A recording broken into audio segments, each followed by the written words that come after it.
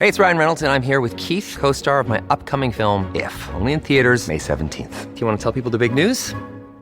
All right, I'll do it. Sign up now and you'll get unlimited for $15 a month and 6 months of Paramount Plus Essential Plan on us. MintMobile.com/switch. Upfront payment of $45 equivalent to $15 per month. Unlimited over 40 gigabytes per month. Face lower speeds. Videos at 480p. Active Mint customers by 531.24 get 6 months of Paramount Plus Essential Plan. Auto renews after 6 months. Offer ends May 31st, 2024. Separate Paramount Plus registration required. Terms and conditions apply if rated PG. You are listening to Women's Running Stories, where exceptional women runners share inspirational stories about their running experiences.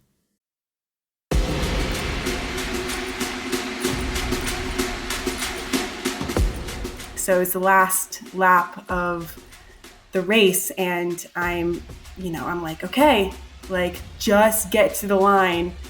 And I lost focus and I stepped wrong on that water pit barrier and totally submerged myself underwater.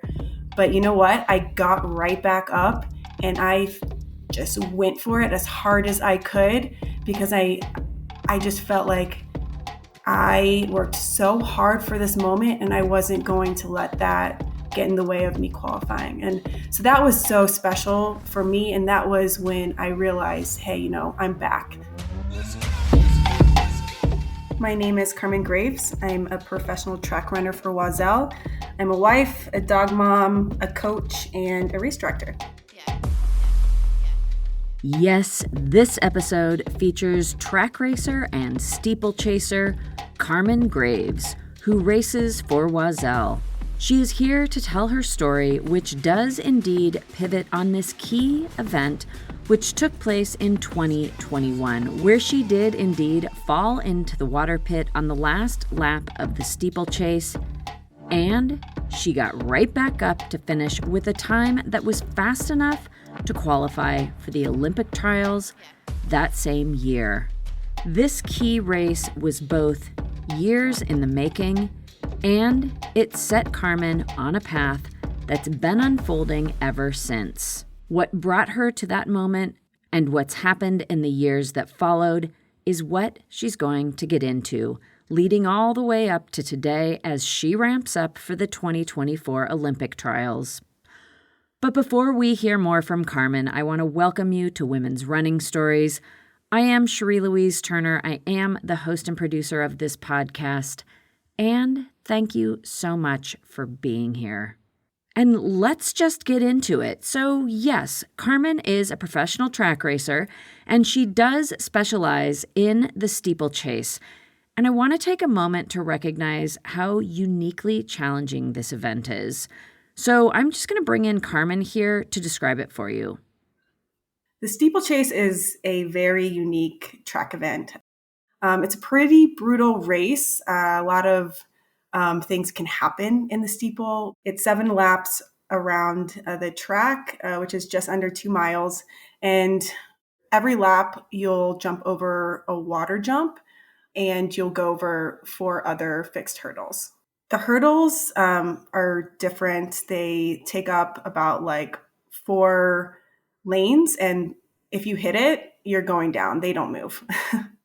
And the water jump is very deep.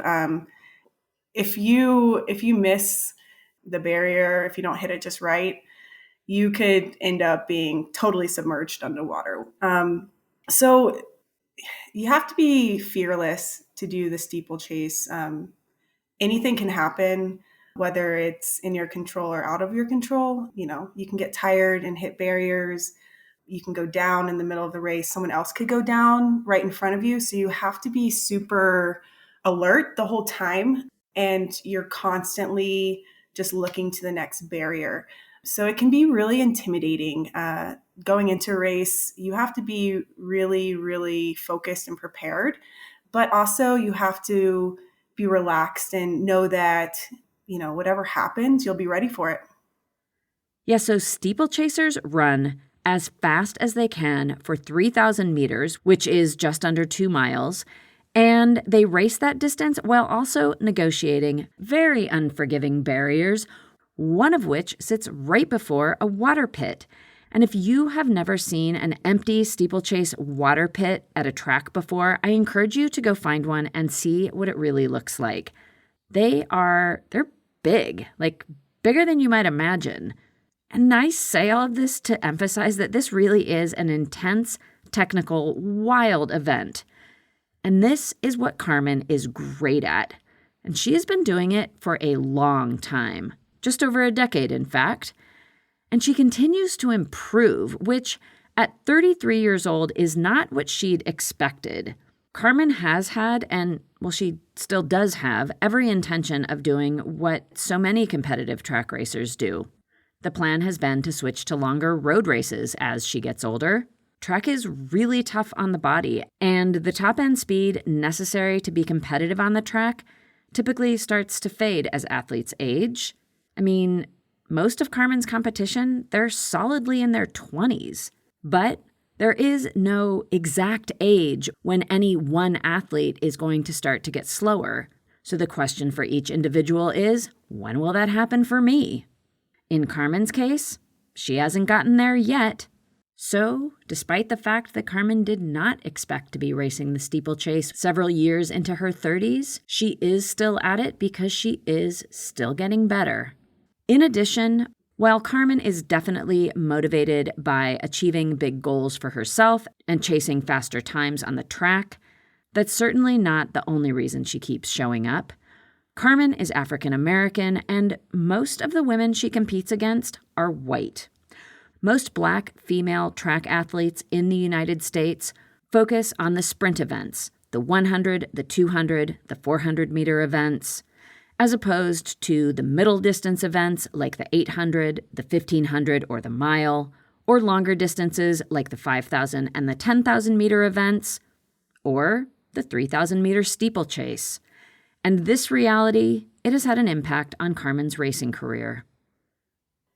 So I feel like I should have bumped up to distance a little earlier, and I just feel like that might have been the case if I had someone to look up to that looked like me, that was African American,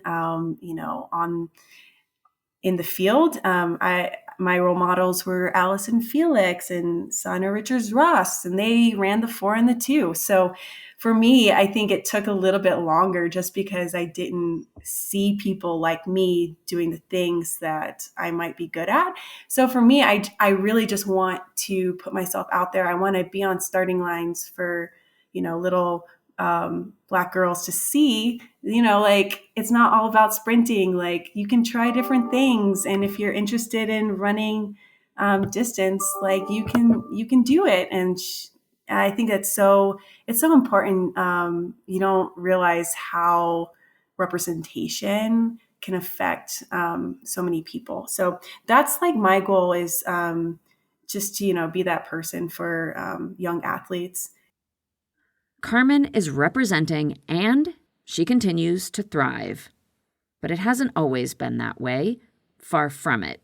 Carmen has overcome challenges that brought her to the brink of stepping away from racing. And on the other side, she's had moments of unexpected discovery. Not the least of which is how she discovered the steeplechase in the first place.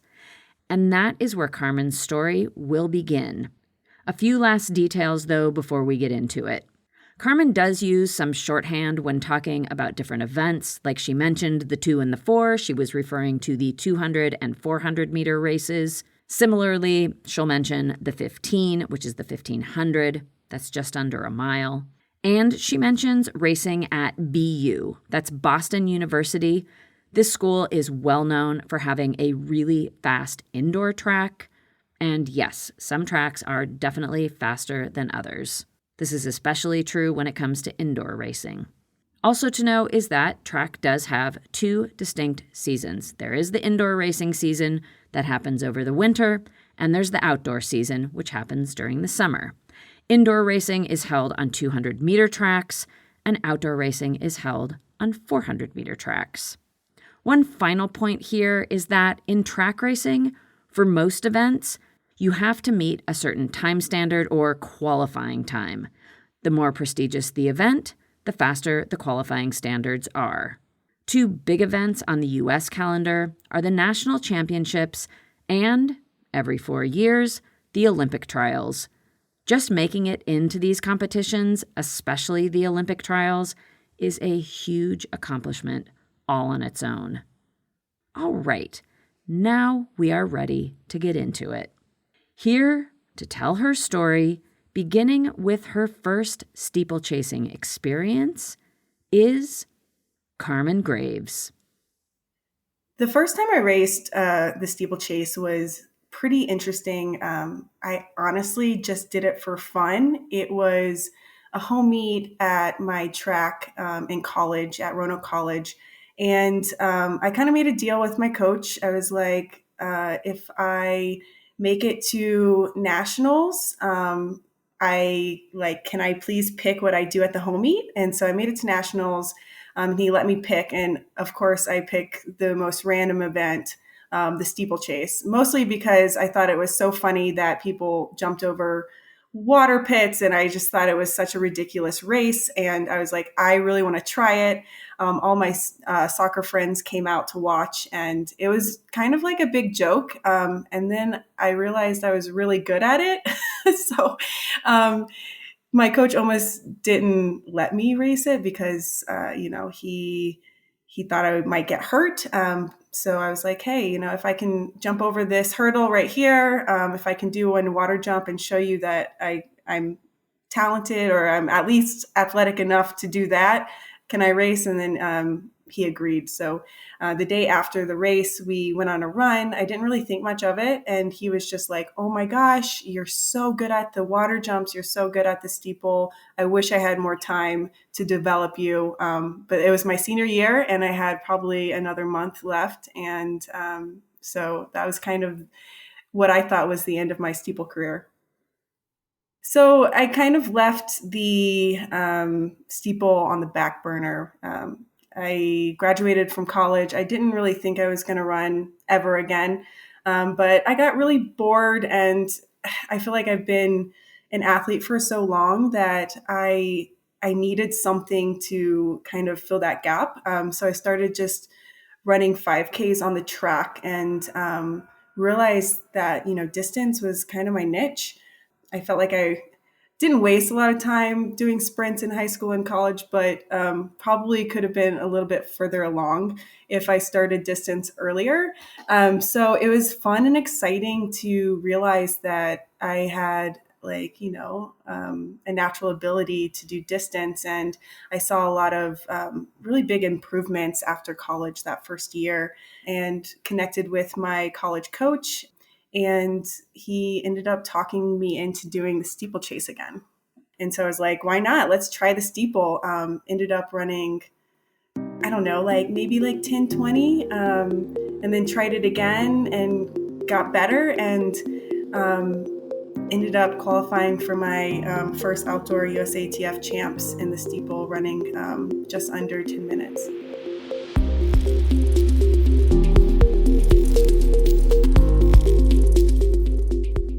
And yeah, it's been a very interesting progression.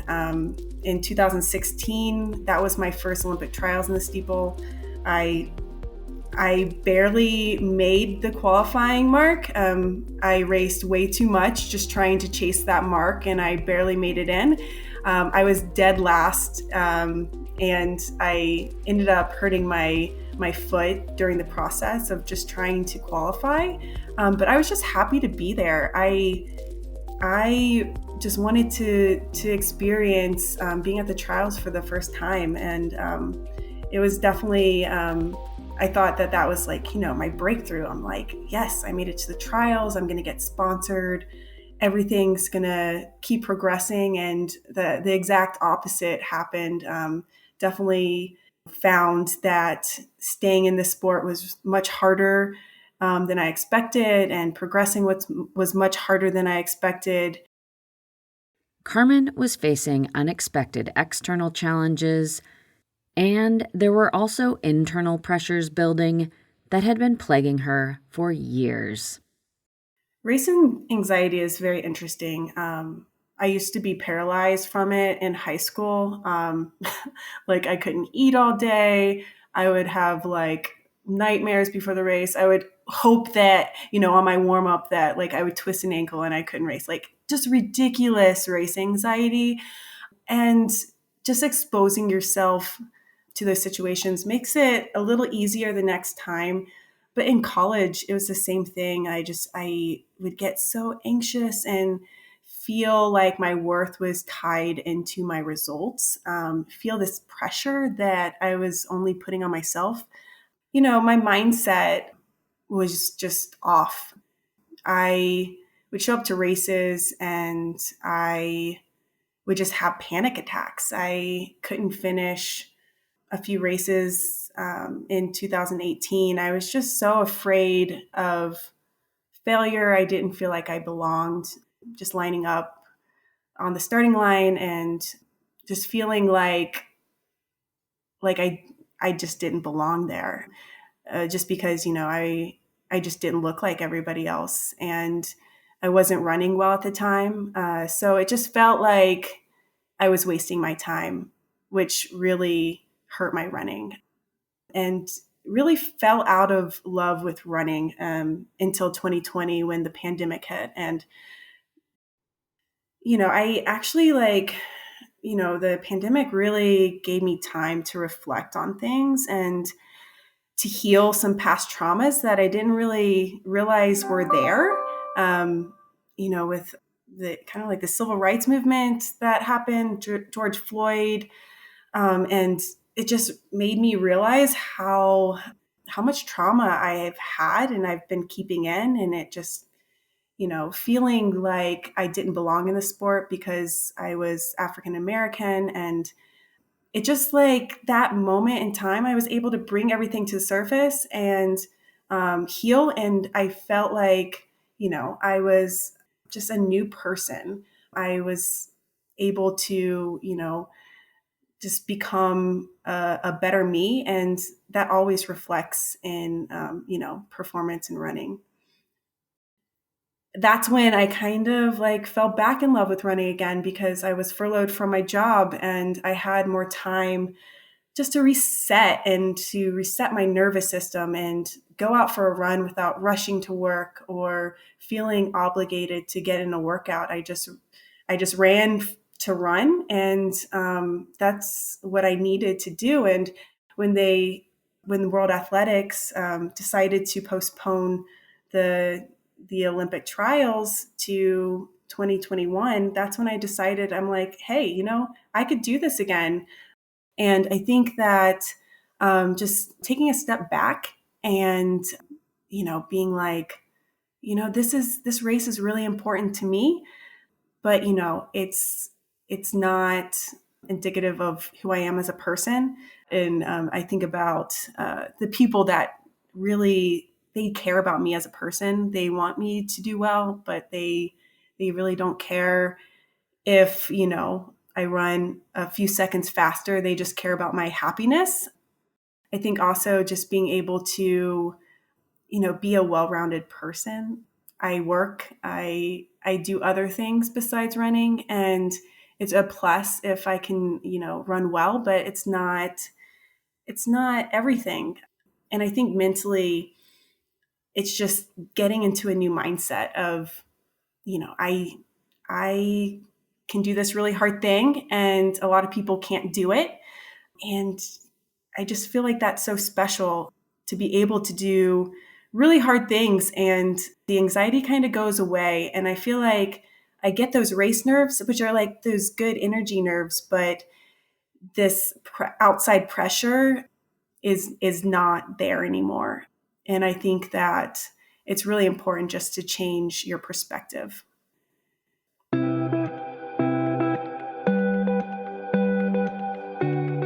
So I would say 2020 was like kind of my comeback, and then 2021 was just like the start of kind of a new me with the steeple.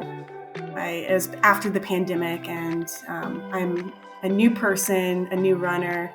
I end up qualifying for, the 2021 Olympic trials, and this one means a lot to me just because of all of the trials and tribulations I went through to get to that place. And it was at the Portland Track Fest where I did qualify for, the US trials. And it was so special because I actually PR'd at the same time. I ran 9:47, and that was a 7-year PR. And I did it after I fell into the pit. And then, I get to the trials and I'm excited to be there, but I'm better. I'm a better person. And I end up getting a PR at the trials, but I missed the finals by one spot, which was like so bittersweet because, I have this big, huge, what felt like a big breakthrough, but missing the finals by one spot was tough. But it did motivate me for the last 3 years to get back better than before.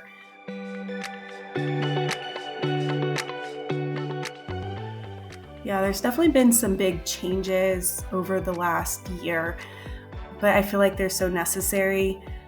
So I was being coached by my husband, and he knows everything about me. He's been with me through thick and thin. He's a great runner himself and a wonderful coach. And I feel the most comfortable with him, honestly, but it was really hard for our marriage. And I know people do it. I know there's a lot of really great athletes that have that dynamic. But we got to the point where we're like, we just can't do that. But we took the process really slow. We didn't want to just jump in. I didn't want to just choose any coach. I did know that I wanted a female coach, and there are a couple female coaches around. Joan Hunter, I talked to her, but we couldn't really figure out a way for me to make it to practice. Being in Littleton, it's about an hour from Boulder, and they meet consistently. And with my work schedule, it just wasn't going to work out.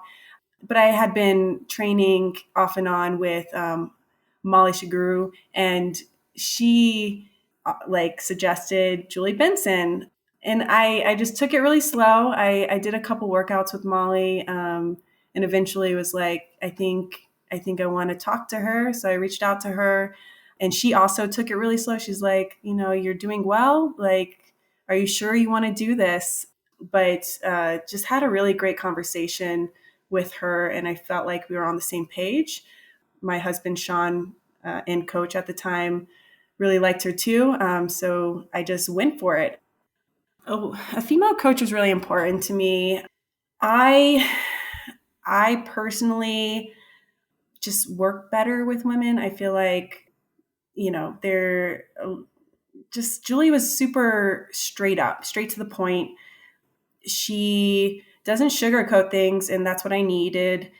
I feel like she's been there, done that. She was an Olympian in 86 in the 15.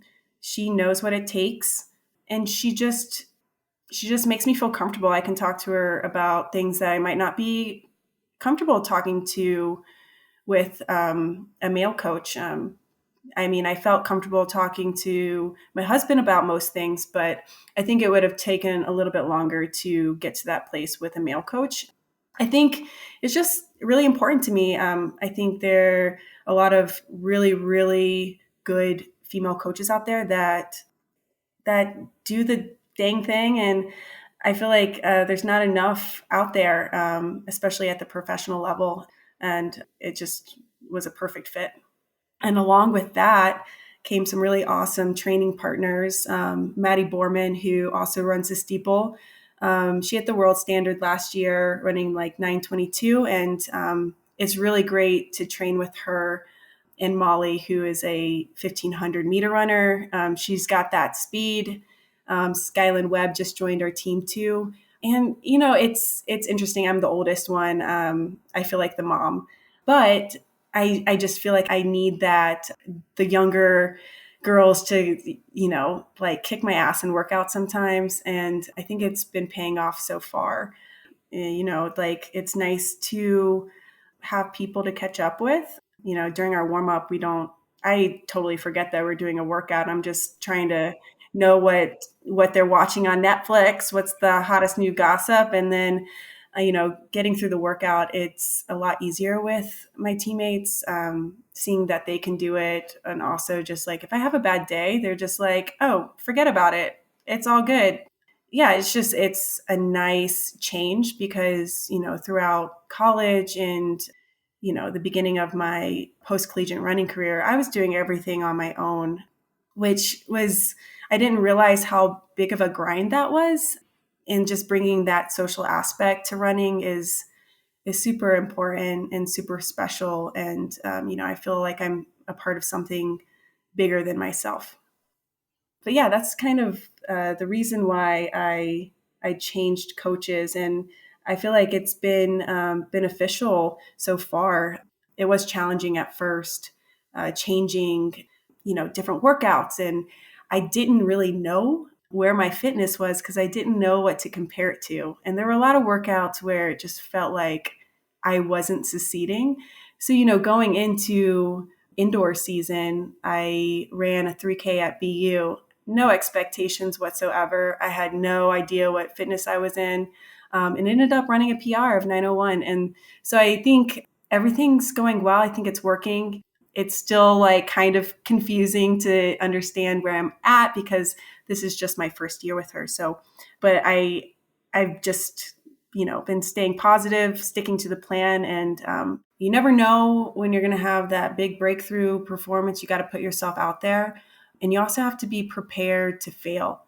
And I think accepting failure and learning from it, I think that's the biggest thing that I've been trying to focus on.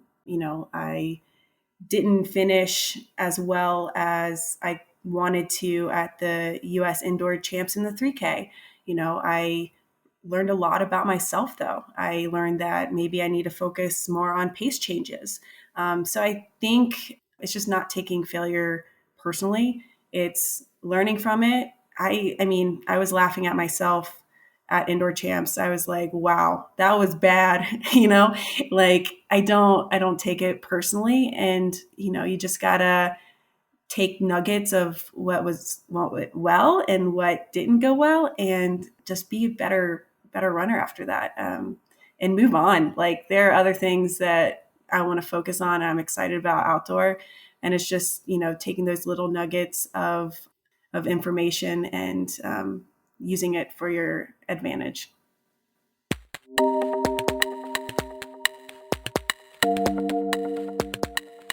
So the new things that I'm working on, it started in the indoor season. Yeah, just the year before I did roads, and I gained that strength, and I was training for a half, and I did the 15K champs.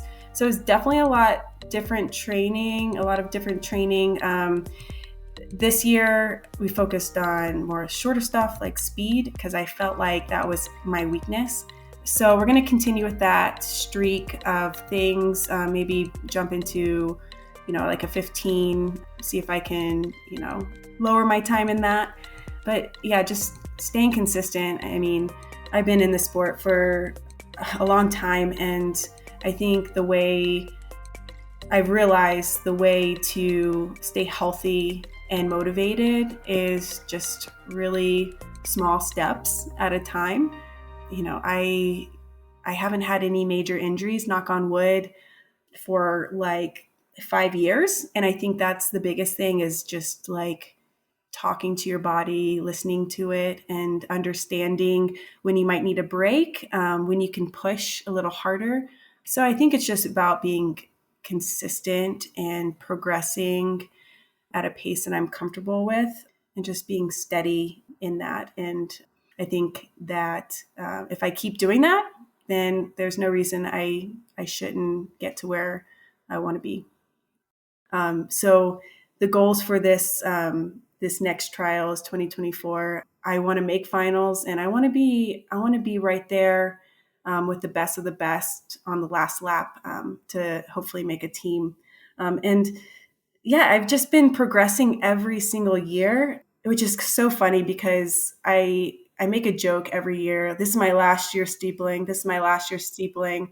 I need to go to the roads. I'm getting so old. Like, but it's like, I can't because I keep getting better. And it's like, I can't just not do it. The one reason I run is because I want to see what my potential is. And, if I keep getting better every year, then it feels like I can't quit.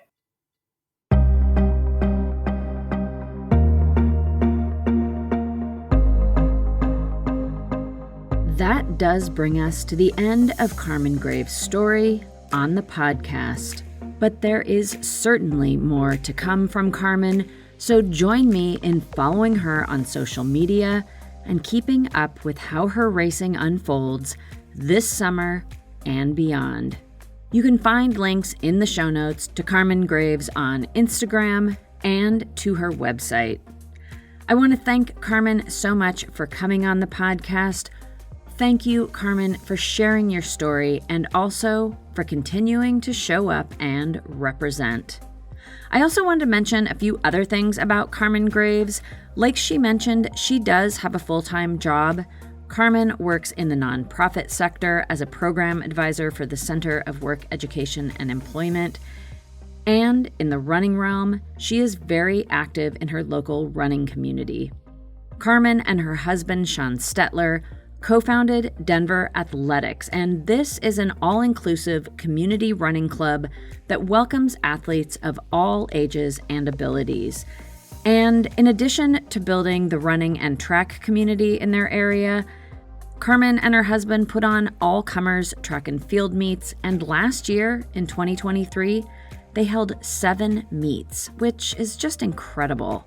So I will link in the show notes to information about Denver Athletics as well. They have a website and they're on Instagram. And I will also link to Carmen's sponsor, Oiselle. If you've listened to this podcast for a while, you know that I love Oiselle, the by women for women company rooted in running apparel. And they do an incredible job expanding the sisterhood and supporting fantastic athletes like Carmen Graves. And the women of Oiselle did facilitate this episode happening, so I also want to give a thank you to Justine, Anna, and Hannah for all their help with this episode and the several other episodes that have featured Oiselle athletes recently. Thank you, Oiselle women. And that is going to do it for me. But I am going to let Carmen Graves have the last word, so don't leave just yet. I'm signing off. I am Cherie Louise Turner. I am the host and producer of Women's Running Stories, and I do wish you happy, joyful strides forward. And I'm going to hand it back to Carmen to tell you a little bit about what she sees in her future. She does have an eye on making the list, and that is the list of American-born Black women who have broken 3 hours in the marathon. Currently, there are just over 30 women on the list. So here to close out the episode and talk a little bit about what she has planned for her future after track racing is Carmen Graves. There's so many goals for the future I'm super excited about. I do want to run a marathon. It seems really, really hard, but I'm up for the challenge. And I think honestly, like if I ran a marathon in like a few months, I would probably get on that list, but I really want to make a big impact. I feel like I want to train really hard for it. And I want to not only get on the list, I would love to be at the top of the list eventually. So it's something that I'm really excited about in the future. And I think it might make a bigger impact than, running track and field. And I think it's really important and will definitely motivate me for the future. Women's running.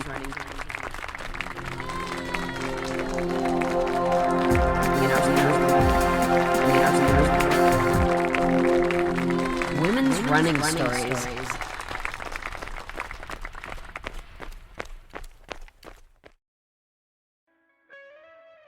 Hear Her Sports is a podcast for everyone who loves stories by and about women striving to improve and make a difference in their lives. I am your host, Elizabeth Emery, a former professional cyclist. In every episode, I introduce a female athlete or woman in the business of sport through a thoughtful conversation about who they are and the terrific work they're doing. My guests and I explore the glorious and frustrating issues in sports, history, equity, training, nutrition, and so much more. Join us for inspiration, for community, and for love of being a strong, athletic woman.